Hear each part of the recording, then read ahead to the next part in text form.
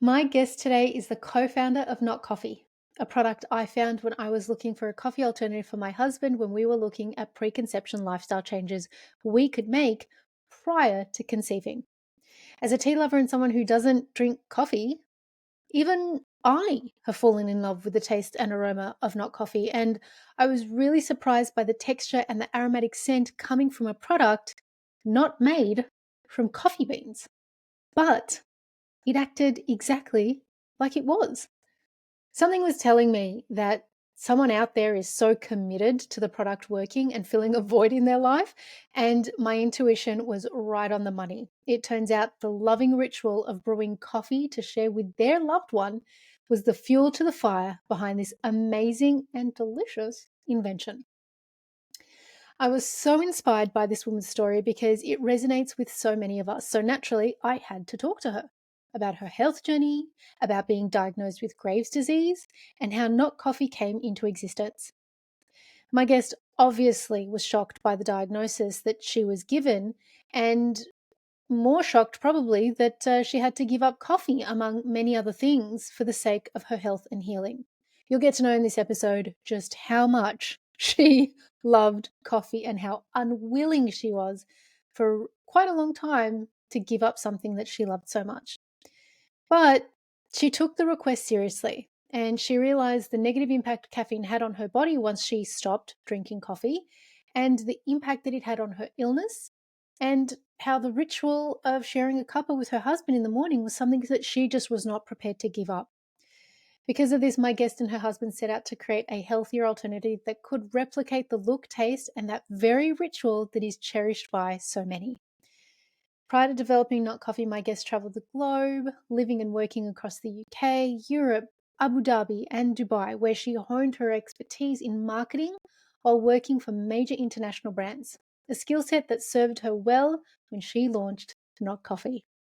We talk about her physical journey to wellness and how deeply intertwined it is with healing spiritual and generational traumas and wounds that keep us stuck and lacking in self-love. Make sure you stick around until the end of the episode where I will share with you a discount code you can use to get 20% off your first order of Not Coffee. Enjoy the episode.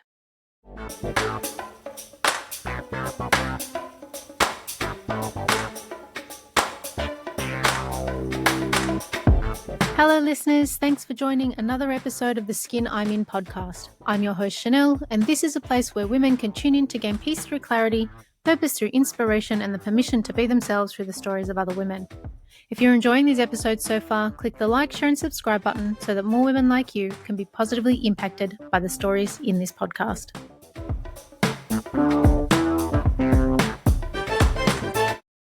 Welcome to the Skin I'm In podcast, Sila. How are you?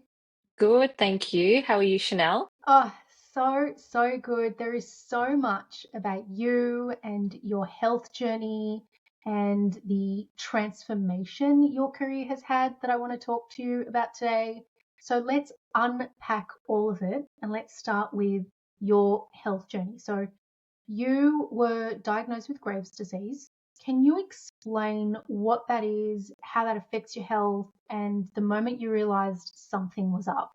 hmm So Graves' disease is basically a form of hyperthyroidism, which means your thyroid is basically working overtime, producing too many hormones. And some of the symptoms include basically shaking, your heart rate being very high. Like my heart rate was 180 beats per minute, just resting.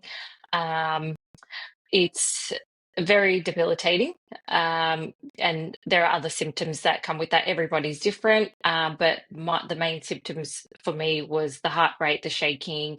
And that's when I kind of thought, okay, something's up, something's not right. And that's when I investigated further and got some bloods done. And they said to me, well, your thyroid hormones are just basically out of whack. And you've when we can put it down to hypothyroidism, and then they did some further testing and said we believe it's Graves' disease, and so that's where the journey began. Yeah. It's easy to confuse that with too much caffeine too, right? Because I know, like, I'm not a coffee drinker. We've spoken about this, but I remember when I first moved back from overseas and I had gone out with some friends and I had had espresso martinis, not realizing that they're loaded with coffee. And Yeah. my heart rate went through the roof. I was freaking out. So, did you Yeah. at first think, "Oh, maybe I've had a bit too much coffee," or like, or is it a significant sudden heart palpitations and things like that? It started gradually. I first thought it was, which I believe in the end, I did believe this was contributing to it. I thought it was the pre-workouts that I was taking.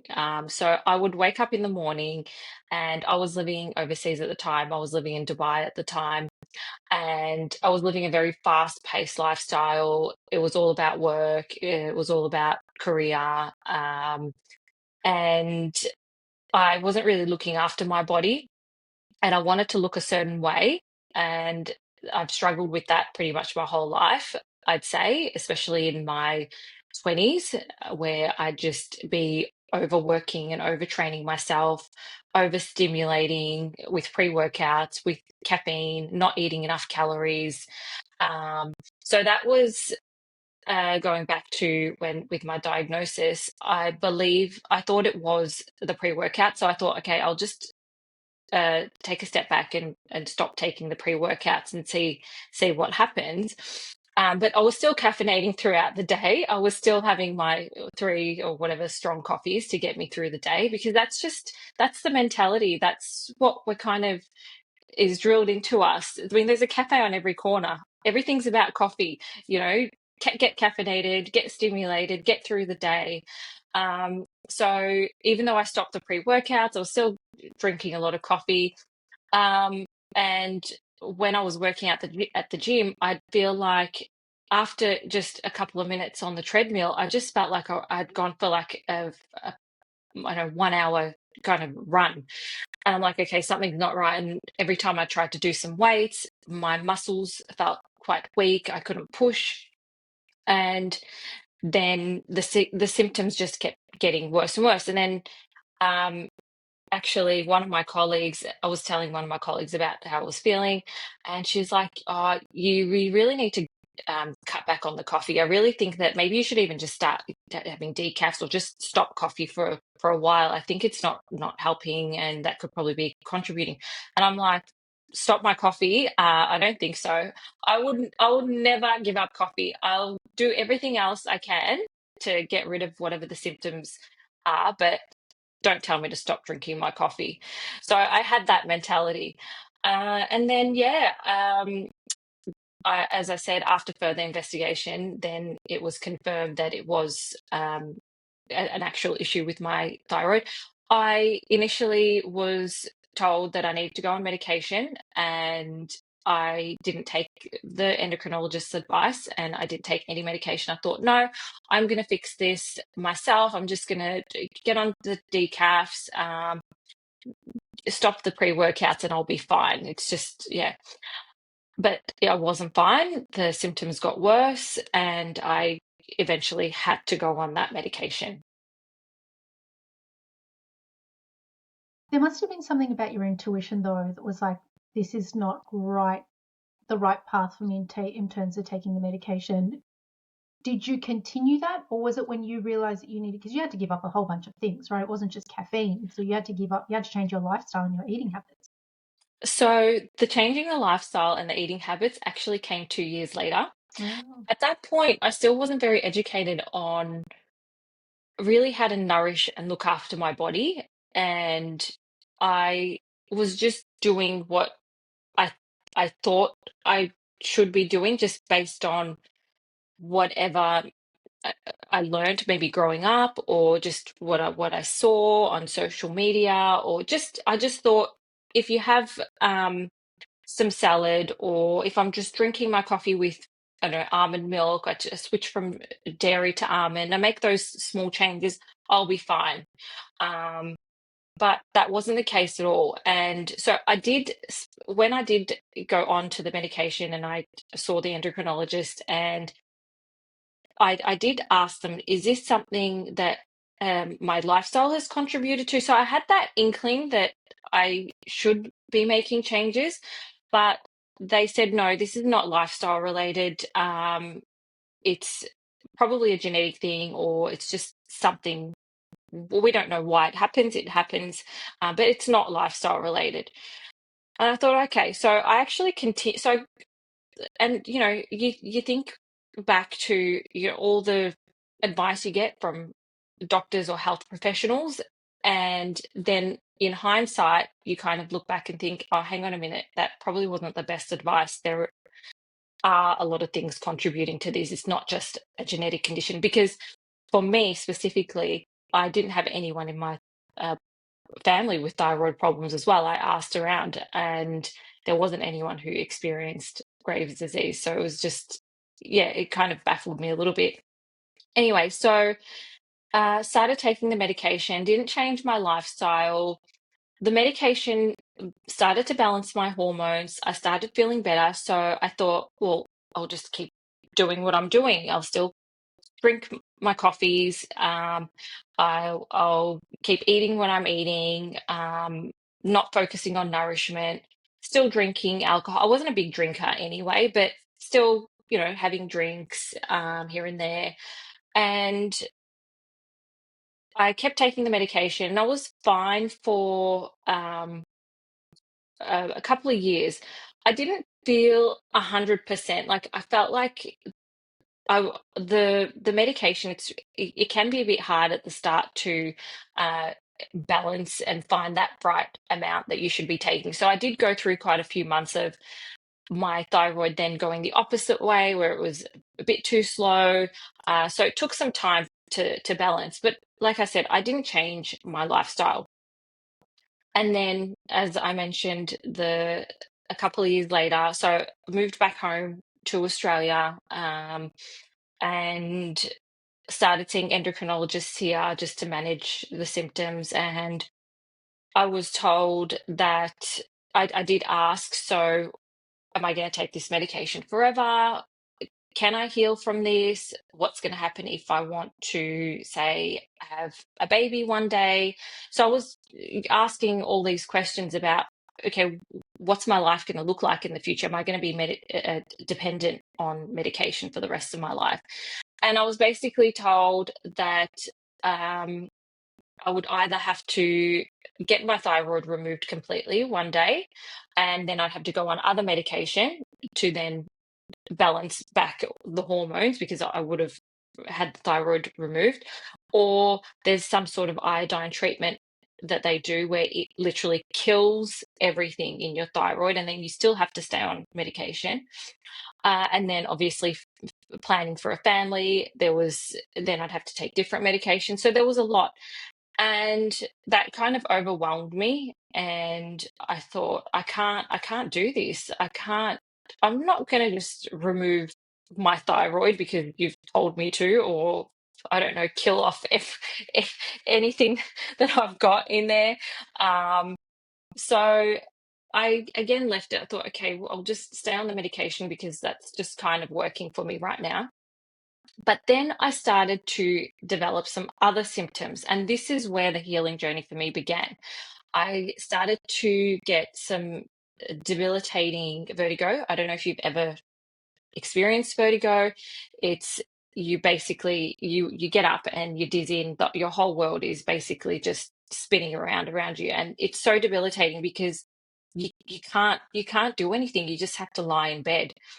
That with then severe anxiety, that then developing this blocked ear in my left side, a constant, like, this blocked ear. I had no other symptoms of any cold or flu, and I just had this really weird blocked ear. And all these symptoms, they just weren't going away, and it was just horrible. And I went and saw doctors about it. I got checks done. They did scans, MRIs, couldn't find anything wrong, couldn't find anything wrong with my bloods.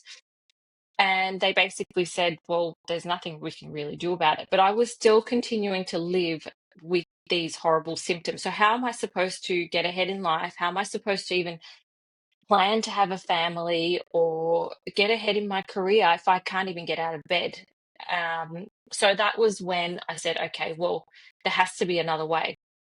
And I thought I'm going to start possibly seeing maybe a Chinese medicine doctor, because in the past I heard of friends or people that I knew that had some issues, started seeing a Chinese medicine doctor, and that kind of helped. So I thought, let me give it a go. So I found someone close to home. I was actually quite skeptical as well. I thought, I mean, if the doctors can't really do much for me, I don't know how much this is going to help, but I have to try something. So I started seeing my Chinese medicine doctor, and she then started to delve into what's going on with my body, but also what my lifestyle looked like, not just now, but what my lifestyle looked like in, say, the past 10, 15 years. What had I been eating? What had I been drinking? What had I been doing to my body? Have I had any major surgeries? Have I been under anesthetic? All these things, they contribute to how your health uh, is, and how it becomes, not just when you're young, or like as you get older as well. So all these things that I was doing to my body, like I said earlier, not nourishing myself, not eating the right things, not, also just mentally, the stress as well. I can say that I am a huge stress head, and a worry fort. Like, it's just, I just worry a lot, and I used to be worse. I'm managing that. But the stress, and especially living overseas, living in a country where um, it's the heat is extreme, the weather is extreme. You're in the middle of the desert, so there was just a lot I put my body through. And so she said, she did her checks, and she said, you have a severe imbalance in your liver. And that's what's causing your thyroid condition in the first place. It's kind of creating like a draft throughout your body. So your thyroid's being affected. You've got this blocked ear. You've got the vertigo. It's all up in your head. It's all here. We need to cleanse your liver. We need to balance your liver. And I said, well, why haven't the doctors picked up on this? And she said, just the way they test, and the blood tests and the ratios they look for, it doesn't really give you any answers as to what could really, and they don't look for the cause of what could be going on in your body. They look for um what's the issue and how can we fix it with a pill. So they don't get to the root cause of it, but she was getting to the root cause of what was going on. And so that's when she said to me, okay, well, first of all, you're not eating enough veggies, proteins, and you're not drinking enough water, and you're drinking way too much coffee. You're taking way too many stimulants. You need to stop that. Like, and that means, like, when I mean stop that, that means no decaf, no green tea, no black tea, no mushroom alternatives, nothing that's going to invigorate and stimulate your condition. And then she also, the I had to go gluten free, dairy free for a period as well. No alcohol. I just had to basically reset my liver and my body. And I said to her, well, listen, I'm happy to give up everything else. Just I don't want to give up my coffee. Please, like, can I not have a decaf even once a day? She said, no, it's still got the caffeine in there. And with your condition, we really need to just remove everything, because that's just going to slow down the healing process. So I said, okay. And I was willing to do whatever it took, because my condition was just horrible. So it was actually one of the hardest things I think I've been through in my whole life. And so that's where the journey began. And I was lucky enough that my husband, he went on that cleanse with me to support me. So he went caffeine free as well, which was hard, in him being Italian man, and a chef. On top of that, it was hard for him as well. But he said, "No, I'm going to support you, and we're going to do this together." And that's where the healing process began. There is so much that I want to unpack here. I so relate to your journey, and I know that so many people listening would relate to your journey, because one of the things that really, came up for me while you were talking, and I was making notes. I don't know if you saw, I Mm. was like looking down, but that worrying, and I think that, look, like you, I've lived overseas. Like you, I focused all my energy on things like work. Like you, I'm a worrywart. I don't know if it comes from my upbringing. Single mom, really struggled. I watched her fight for everything that we had, and I was determined not to live that way. And getting emotional thinking about it. Yeah. Determined not to live that way, so I felt like I had to fight all the time. And in 2021, I call it the year of the meltdown, because I uh, was adamant that I had an autoimmune condition, and not a single doctor for 10 years would do the test for me. I'm like, something is wrong, people. Something is wrong. Mm. And it wasn't until I got COVID and then things just went haywire. And I found Yeah. a doctor who finally tested me to see if I had an autoimmune marker, and I did. I didn't know because, I'm from an immigrant family. No one bloody talks about health conditions or That's right. doing it tough. Like, we came Yeah. from war, man. Like, no one's Yeah. like, if you're sick, suck it up, Yeah. because Yeah. we got to, put a roof over our heads. That was how we Yeah. grew up, especially with my mum. And I mean, my grandparents lived down the road, Sila. They didn't help us at all. They've never babysat us Mm. one day.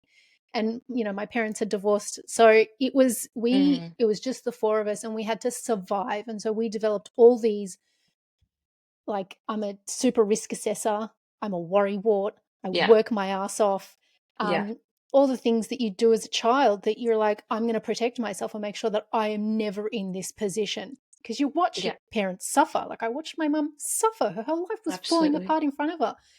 And I Yeah. didn't Yeah. realize how much of that, and then me getting COVID and it completely screwing up my hormones and giving me a skin condition, and then me finally finding out, hey, I might actually have an autoimmune marker, that I said to my Mm. mum, like, is there anyone in the family? And discovered that my auntie is riddled with psoriasis.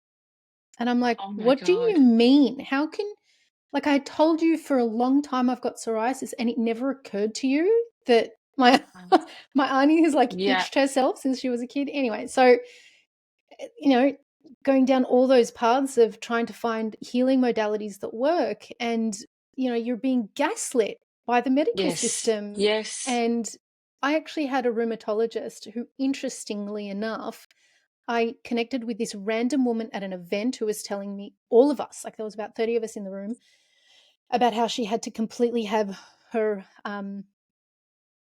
reproductive system removed at one point.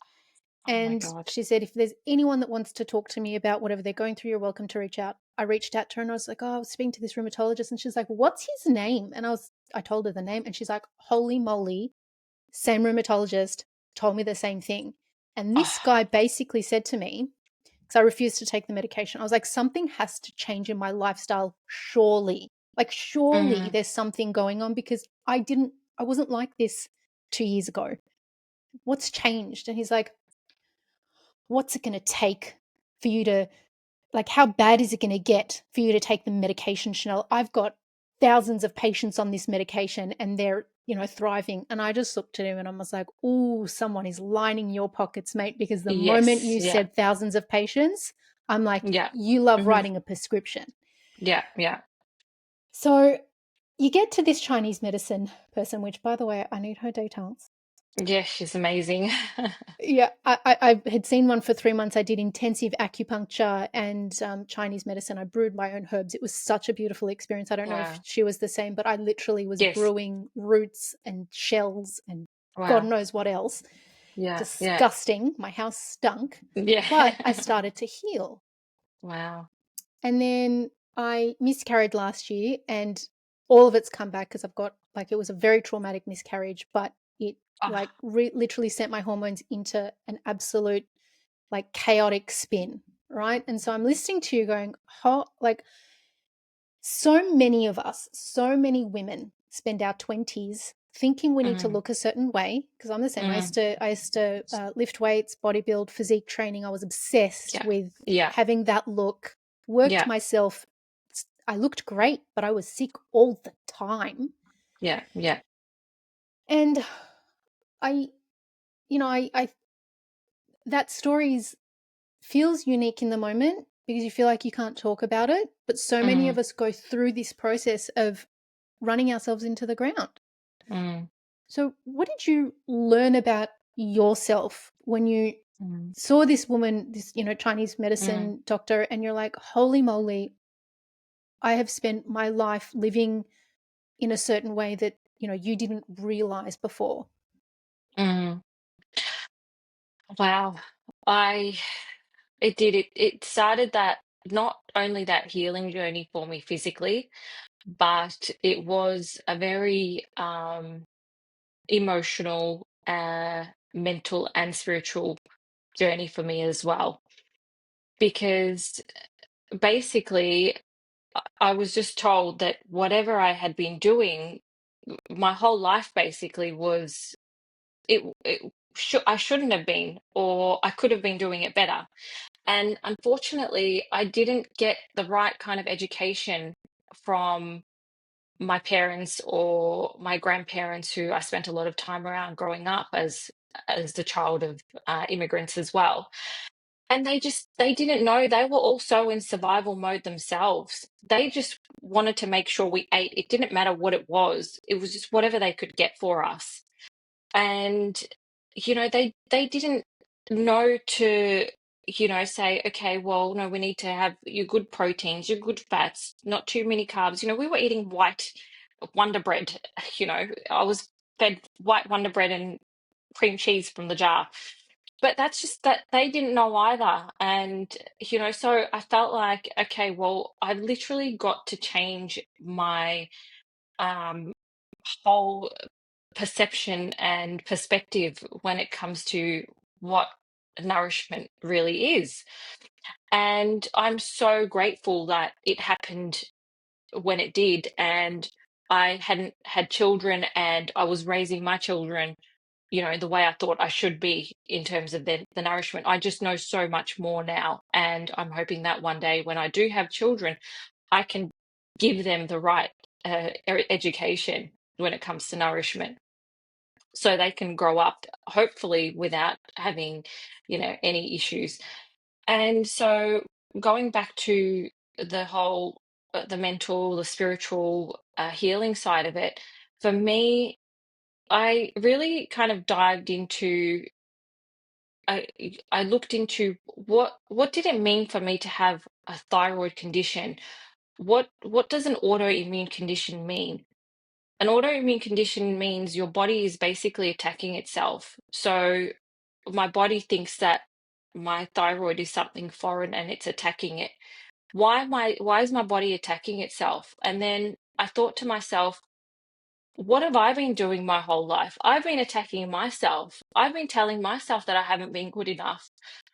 I've been, in shitty relationships and, trying to break free from generational trauma.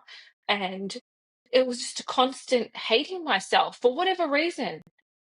Growing up, even when I was little, or as I was becoming a teenager, or in my 20s, it was your hair. I don't like my hair. I don't like my eyes. I don't like my nose. I don't like my lips. I don't like my boobs. My arms are too fat. I don't like my belly. Like, there was always something that I didn't like about myself. It could have been even just who I was as a person, maybe how I interacted with people, or maybe I wasn't doing enough for someone, or I said the wrong thing. I just felt just constantly not good enough, and I really had to, I guess, come face to face with this thyroid condition manifesting. And I had to look at it like, okay, Scylla, this is not just a physical thing. This is a very spiritual thing that's also going on here. And so I really had to begin loving myself as well. And that's a constant journey, I guess, for every woman as well. It's when you just get to a moment where you're like, I feel good today, and I'm really loving myself today. It's kind of, it is a journey, because the next day someone could say something, or say, oh, you look tired, or you could see someone that's looking so amazing on TikTok or on um, Instagram, or you see women that are much younger than you, and you think, oh, okay, and you kind of not feel so good about yourself. And so it is. It's a constant journey to love yourself. And I guess that's where, yeah, that was really eye-opening for me. And going back to the lifestyle changes, yeah, I made the lifestyle changes. I definitely did. I was very dedicated. Stopped the coffee, stopped the caffeine, stopped the gluten, the dairy, and took the Chinese herbs. And slowly, slowly, I started to feel better. It took some time, of course, because when you're healing naturally, it's not like just taking a pill and within, say, a week, everything's better. It takes a lot longer because you're undoing so many years. I was undoing 30 odd years of um, whatever I had done to my body, and that was going to take some time. I just want to call out, or at least acknowledge you for calling out such a vulnerable place within yourself that you would have been. And I am fighting so hard not to cry right now because everything you said is literally the journey I have been on the last few years. Because I just don't think enough women understand it's not Mm, just how your body looks, it's how you feel inside, it's what you think of yourself, it's how you see yourself. It doesn't matter how other people see you, because if you don't yeah, see yourself, you're bloody invisible. Like, it yeah, doesn't actually matter. And for so many years, I didn't see myself. And mm, I tried to fit into something that I wasn't. And as a mm, result, had all kinds of issues. And my cortisol's mm, through the roof, by the way. Like, it's out of control. 6 a.m., I did all the hormone panels, and my cortisol is like through the roof at 6 o'clock in the morning because I get up and yeah, I think of all the things that I have to remind myself and like take the yeah, deep breaths and have a moment and, try to be grateful. And some days you just can't do all of those mm, things. yeah, It's yeah, overwhelming. absolutely. And I don't know about you, but when you started going on that journey, Mm, you know, you have to really face things that you didn't know existed. yeah. How did you move through some of those emotions? Because I mean, look, it is clear that these things fueled the fire for Mm, Not Coffee, which I'm so excited to talk about. yeah. But how did you move through those emotions? And Mhm, are there any coping mechanisms or, resources that really worked for you to mhm. be able to get you through that overwhelming time? Um, to be honest, I didn't really have any resources that I could say I reached out to.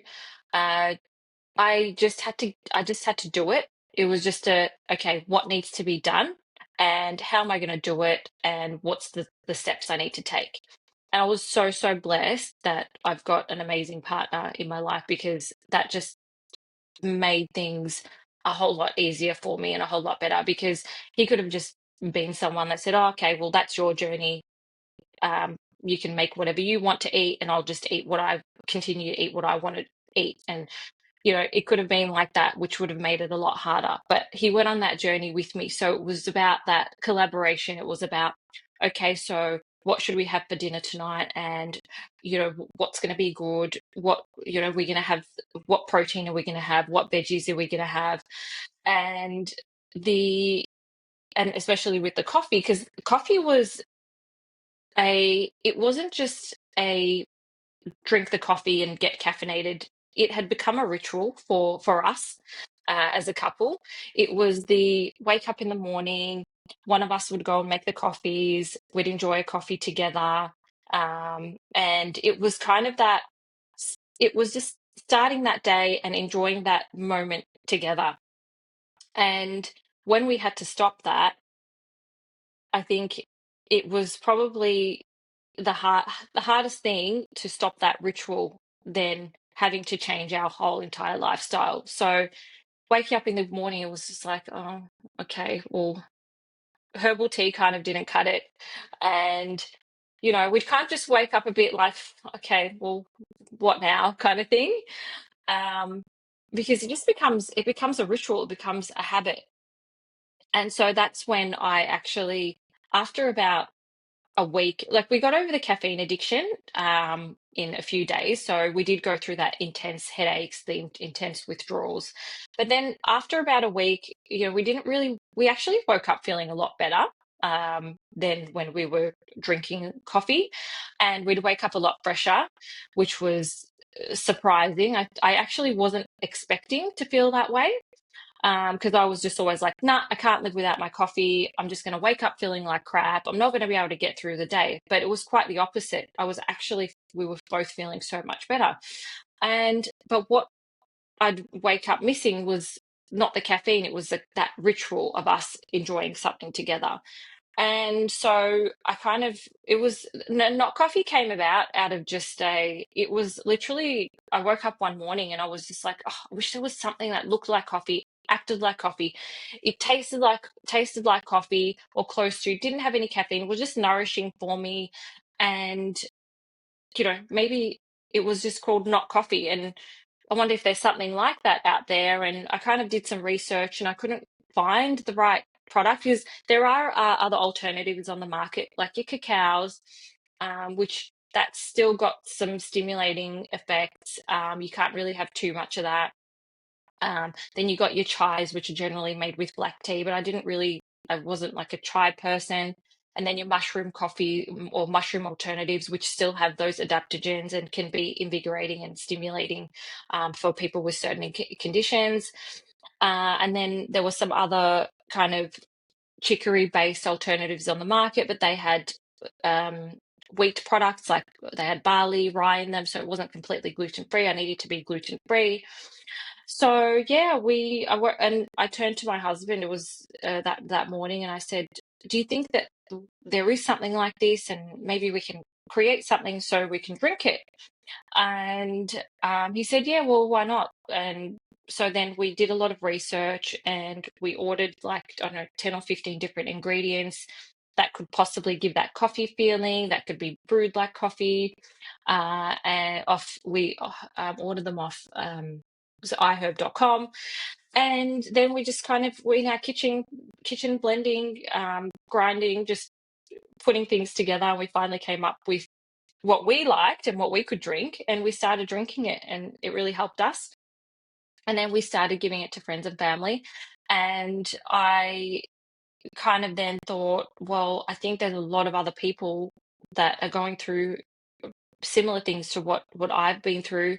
And maybe I can, yeah, offer it to other people. And if it can help them, that would be amazing, because it's helped me. And so that's where it kind of started. I think I had mentioned this to you when we first connected. My mum used to have a coffee shop and I used to work with her. And Yes. my favorite part of the day was Mm, when we turned the coffee machine on and yeah. those Yeah. first beans were grinding. That Yeah. aroma is so intoxicating that it is amazing that I'm not a coffee drinker. But for me, it was Yeah. like that Yeah. summer morning sitting outside. And I remember, my childhood, everyone used to, sit on their balconies or whatever and amongst the neighbors and drink coffee together. And so it's like this beautiful, warm feeling. So I completely get that ritual was Mm, something loving between you and your husband. And it's how I actually found your product, because my husband and I were mm, looking at preconception lifestyle changes that we could make. And I asked him to yes. give up alcohol and I asked him to give up Mm, coffee. And great. I was like, if I can find you an alternative, will you drink it? And he's like, okay. And so I found not coffee, and Yeah. the non coffee drinker has become a not coffee drinker. Oh my And God. I love it. That's And my amazing. husband's like, if you didn't even like normal coffee, how are you loving this? I'm like, because it doesn't make me feel like I used to have mockers. Because, like you said, it's such a Mm, social thing. We both live in Melbourne. The yeah. whole lifestyle thing of Melbourne is the cafes. It's why I moved here. I'm from Sydney. Yeah. But I love that coffee and cafe culture here. And so to be able to find a product that didn't make me get a headache, like if I ever had a mocha, I'd get a headache or I'd get Yeah. indigestion. Yeah, yeah. And I'm like, clearly, I'm not in the cool club because I can't actually tolerate coffee. Yeah, yeah. So that's how I came across your product, and I just love it. I've actually recently just ordered the chai. I can't wait to try the chai, so that's on the way. Um, so tell me about, have you always wanted to start your own business, or was this just one of those things where you and your husband realized we're onto something here? Mhm. Maybe we start something. Yeah. Yeah, so for me, actually, ever since I was young, seeing my mother, who's an entrepreneur, always working for herself, and striving to not have a boss herself, I guess I've always wanted that freedom and that, I guess, the not just the freedom, but I don't know, it's just something more. It's like being a part of something that you can, I guess, share with the world and I guess make people's lives a lot better. And so for me, yeah, I've always wanted something of my own. I was working in corporate for many, many years, because that's kind of just what you do. You go to university, you get your degree, and then you go and work your 9 to 5, until you retire. And yeah, and then that's it. So, but I was never happy. I was never happy working for other people. There'd always be something that I just I would feel like sitting in that office, in someone else's office, working for someone else. I just felt like my soul was dying, and that literally was how I always felt. And I'd go from job to job thinking, well, maybe it's just the place, or it's just what I'm doing. But it wasn't. After a few months, I'd still feel the same way. Moving on to another place. So I always knew I was going to have a business or run my own business, be my own boss. I just didn't know what that was. And I've had so many ideas over the years, but they never really manifested into anything. Maybe because they just weren't meant to be, because this was what was meant to be. Um, and so I guess, yeah, going back to, have I always wanted this? Yes, it was. I just didn't know how it was going to happen, what it was going to be. And when I think back to my thyroid condition and all the horrible things that I went through, and I look back and I remember a moment where I was actually in bed with my debilitating symptoms, my vertigo, and I was just lying back and I closed my eyes and I was praying to God, and I was saying to myself, and I was praying to God, and I said, please, God, please let there be a blessing behind this. I know that there's some sort of blessing behind this. I don't know what it is yet, but please just let be something good that comes out of this, whatever I'm going through with my health. And it was the best thing that probably ever happened to me. It was the hardest thing that happened to me, but it was the best thing that happened to me, because if it wasn't for what I went through with my health and having to make all those changes, Not Coffee would not have been born. I have goosies. Like I have my legs and my arms are covered with goosebumps. What a beautiful, beautiful way to ask like the divine to work through you. And I don't know, sometimes I feel like I talk to some people and they think that, having the divine work through you looks like a spiritual thing. But you've created an amazing product that, is resonating with so many people, and it's like proof that it doesn't have to look a certain way. So, what advice would you give to the women who are listening to this episode and thinking, I want to start my own thing, but they're either too afraid or they don't know where to start? Like, is it like a little piece of advice that you can share? Oh, yeah, you just have to do it.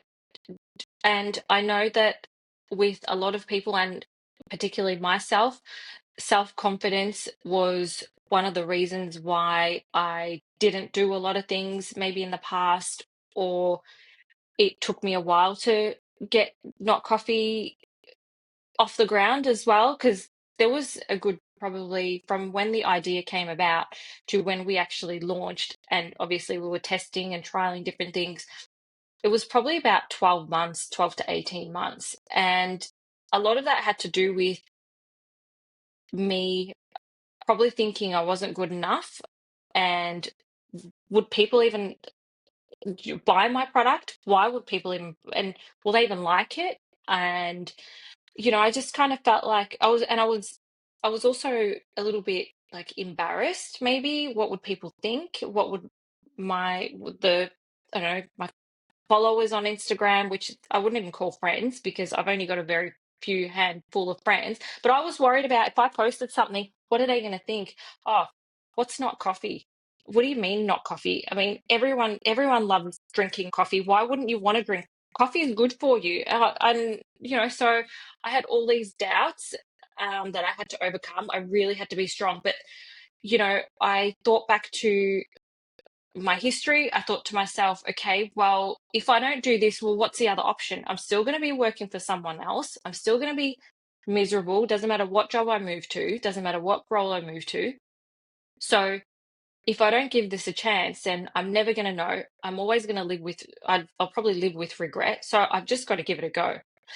And you just have to do it. And another piece of advice I can give is just start small. It doesn't need to be a huge, big thing. You don't need to make big investments. You don't need to go all out. I was still working my 9 to 5 while I was developing Not Coffee in the evenings, and my husband was still working his job as a chef. And we were just on the weekends, he was working evenings, and that was the other thing about having a husband that's a chef. He was working weekends, evenings. I was working during the day and not the week. So it was also hard on the relationship, the chef lifestyle that he was living. But that's what he studied. He went to culinary school for it. I couldn't tell him, well, okay, go and be something else now. You're a chef, so that's what you have to do, I guess. But we weren't really happy with the lifestyle. So I said to myself, well, if we launch this and it goes well, then that's going to give us more freedom. He could possibly drop down his hours. We can spend more time together. Again, if we have a family down the track, at least he won't have to be working in a kitchen on the weekends, and we can spend time as a family together. So there were a lot of driving factors as to why I was like, no, I need to do this, and I need this, and I'm going to make it work. Not, is it going to work? I'm going to make this work because I've got no other option here. And so, yeah, started small, made very small investments, used our savings, um, did a lot of it myself. Having a marketing background, I was able to create the logo. I was able to create the website, do the copy, do some photos, start the social media, get some ads running. So it was all I was on a budget, and luckily I was able to do a lot myself. And yeah, so from there, it was slow. It was a slow growth, but I always knew that it was going to be like a snowball effect. It was going to get to a certain point, and then things were just going to move quicker and quicker, and that's exactly what happened.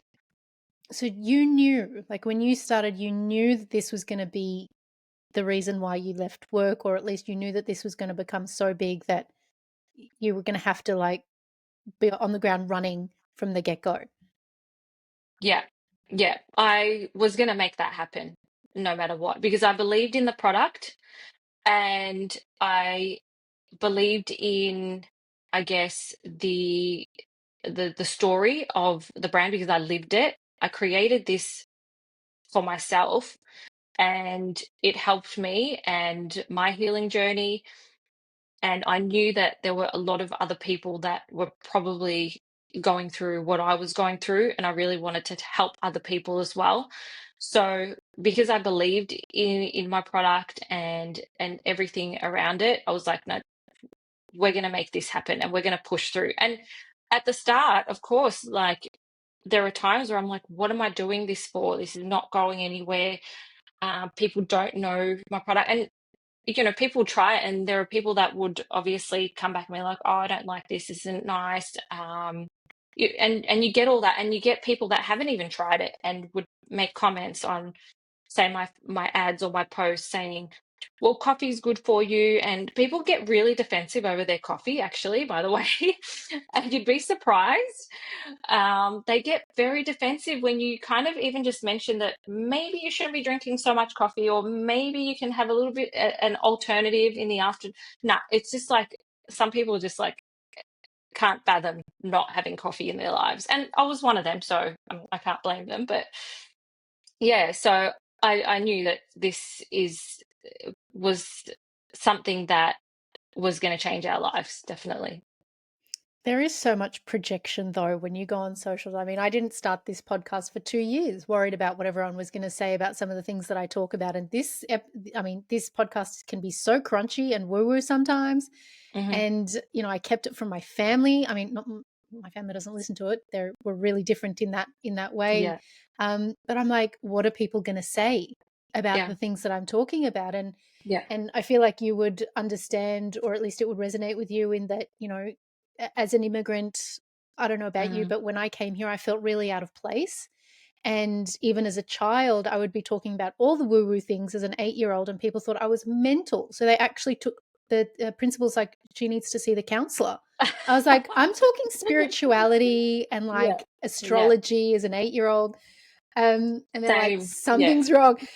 So I just always felt like I was like the odd one out. I'm like, I'm just going to have yeah. to stop talking. And I did. I stopped talking for like a couple of years. Oh, And so it took COVID to have all these people come out of the woodworks. And I feel mm, so grateful. It was a really hard time, but I remember saying, I know that something good is going to come of this. And I feel like a lot of mm, women broke generational cycles. They came mm, out of, that self worth piece that I feel like, so many women suffer with. Nothing is ever good enough. And I grew up with, women in my life, my family members that criticized me that they do to this day. So it mm. always feels like you're not good enough no matter what you do. And for some people, you really will not be good enough.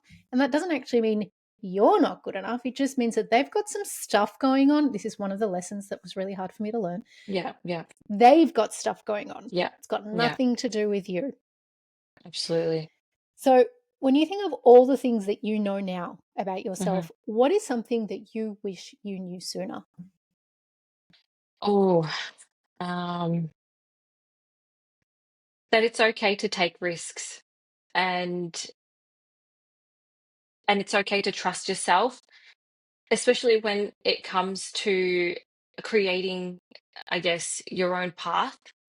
Um, you need to forget about what you've learned growing up, and you only take the good. And I know it can be so hard to let go of the not so nice things that you were taught growing up, but you really have to just trust yourself and create your own path. And I think I wish I kind of knew that sooner in, say, my 20s, but it just so happens that, I needed the life experience to get me to where I am now and to realize that. Um, but yeah, I spent a lot of time working hard and building things from scratch, and overcoming those obstacles on my own. And there were moments where I did truly doubt if I could really do it, or if I was on the right track. And I guess in hindsight, I think I learned that, taking those bold steps and staying true to my values and listening to my instincts, listening to my gut, was just what the best thing that I could have done. And I just wish that I would listen to my gut more often in my 20s. No matter how ridiculous some of these messages or these feelings were, but now it doesn't matter if I encounter someone or a situation or something, and something, just even the slightest thing, just gives me this, it's a feeling. Every woman would know what that is. Now I take that on board and I'll be like, nah, stop, this isn't happening, or yeah. It's so funny that you say that because I'm sitting here going, yep, there would have been dudes I wouldn't have dated, jobs I wouldn't have Mm, taken, yeah. life decisions I would never have made had I known that that gut feeling that I had Mm, was my true self.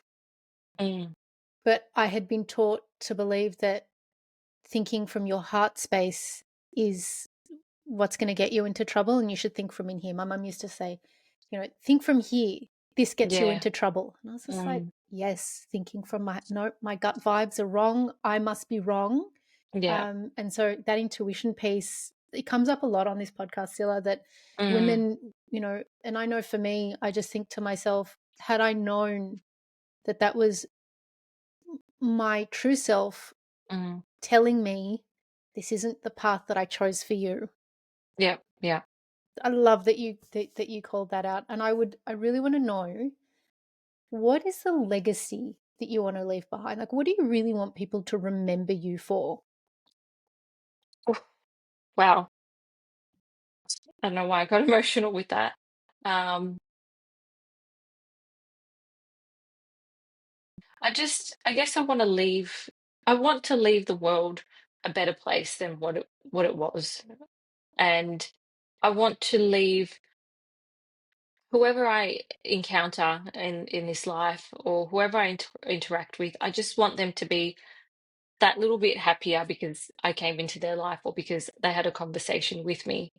And it goes back to the business that I'm I'm building. I just I'd love to one day, when, one day when I'm gone, I'd love for people just to talk about me or my children or whoever it is, and say, you know what, she built something from scratch and she made a difference to people's lives. And I think that's the legacy that I'd like to leave, is just to make the world a better place.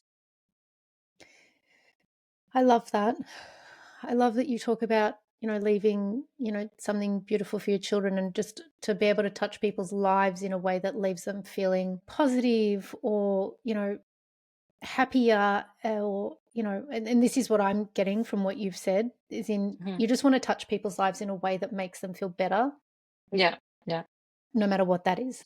And that's such yeah. a beautiful thing. And one of the things that mean a lot to me in terms of my journey to womanhood is that piece. It's like, who am I as a woman? What do I bring to my life? What do I bring to the life of others? But really, what do I bring to myself? And so I Mm. would love to know what you love about being a woman. Oh, okay. There's, so many things that I love about being a woman. And, there were so many things I hated about being a woman as I was growing up as well. And I just thought that my life would have been a lot easier if I was just born a man. Um, that was when I was younger. But obviously, as I've grown up, and learned from my experiences, I wouldn't want to be anything else. I think what I love about being a woman is our resilience, that no matter what life throws at us, no matter who tries to bring us down, or where we come from, we have this incredible ability to pick ourselves back up and just keep going.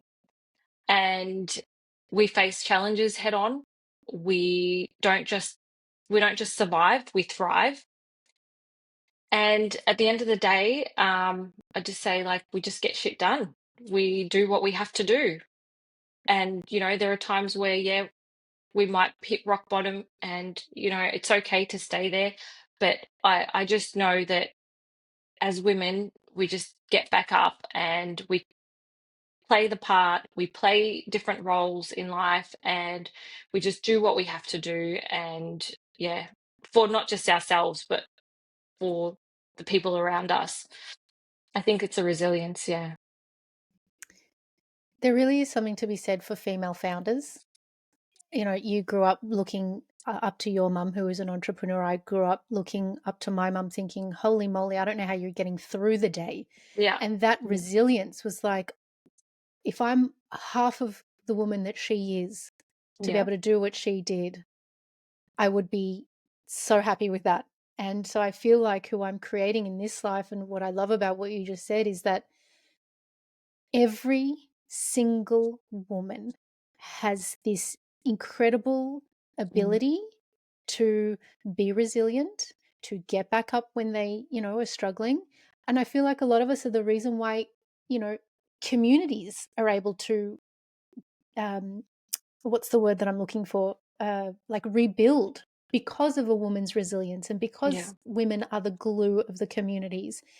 And while Mm. I never got to have a wonderful grandmother, Mm. I've heard amazing stories about my mum's grandmother and how she Mm. brought, the family together and the love that she gave. And I think that that love is passed down through generations. So is trauma, obviously, we know that. Mm.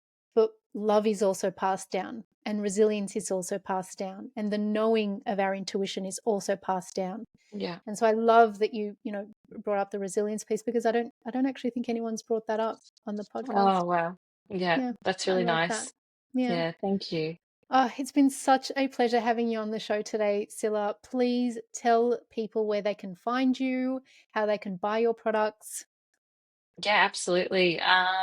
So they can buy Not Coffee from our website directly at www.notcoffee.com.au, or they can find us in health food stores. We're in more than 100 Go Vita stores across Australia as well.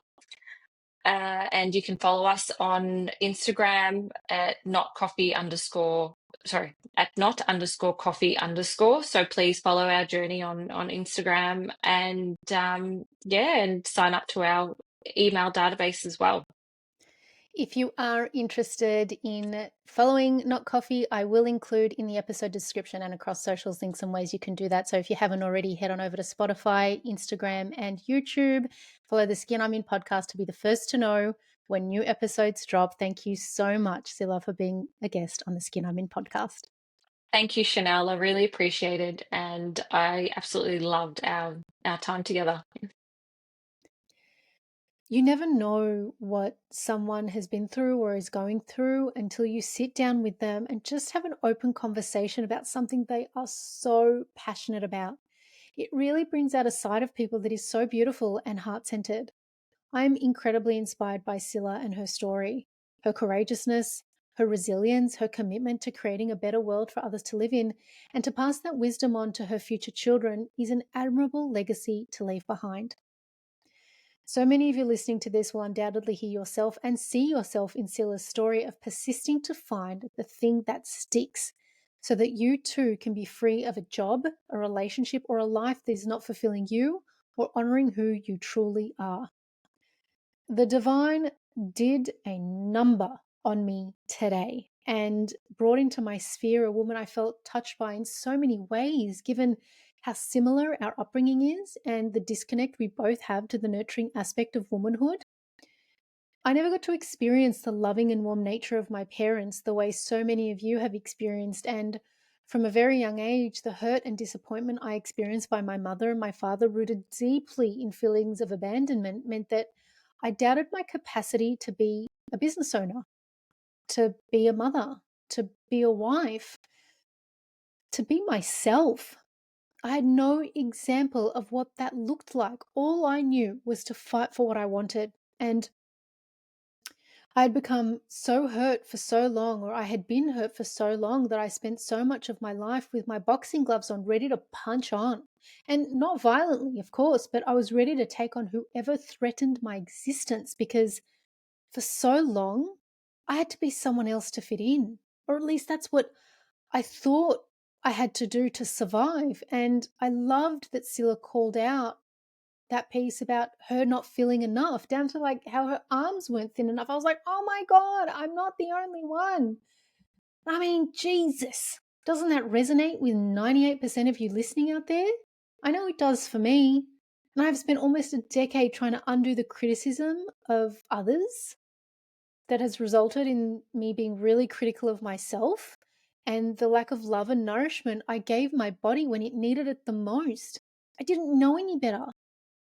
I wish I knew in my teens and 20s that trashing my body and working myself to the ground to fit an image or persona that felt foreign to me was not a way to live. I mean, and I didn't even trash my body. I was never a big drinker. As I said, I don't drink coffee. So I never really trashed myself. I thought I was living healthily, but I wasn't. I was working nonstop and I was taking protein powders that weren't clean. I didn't understand what health meant. And I had no idea that I had the traumas that I now know I have.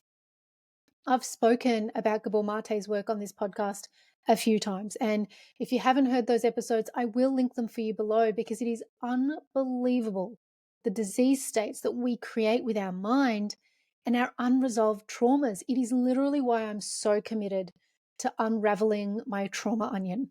I mean, I've talked about the onion peeling many times on this podcast, but now it's become my trauma onion. And where I used to hate the trauma onion, I now feel so blessed to be able to see my trauma onion. So many people don't see that they have an onion to peel. And I hated the fact that I had an onion to peel. And now I'm like, oh my God, I get to do God's work in my lifetime. What a beautiful thing. So now I love my trauma onion. I'm like, bring it. What other traumas have I got? Let me heal them, girl. Anyway, if you're anything like me, and I would think that by listening to this podcast, you are down with riding the woo woo train all the way to Candyland and are probably just as committed to healing yourself from the inside out the way Sila and I are. And if you've already been down this path, or perhaps you've just started on your healing journey, I would love to hear from you what you've been doing, what's worked, what hasn't worked for you, what your experiences have been, so that I can share it with other women, and together we can cause a ripple effect of healing to spread far and wide among us. I truly believe that is the work that we are here to do in this lifetime, and what a gift that we get to do it together. Now, I promised you a code that will score you 20% off your first order of Not Coffee. So here it is. And know that I get nothing from this code, just the knowledge that I am spreading the goodness and heart-centered work of a beautiful woman and her husband committed to health and wellness. So head on over to www.notcoffee.com.au and use code THESKINI'M and get your hands on the beautiful, clean, and caffeine-free products they have today. With gratitude and grace, have a wonderful day.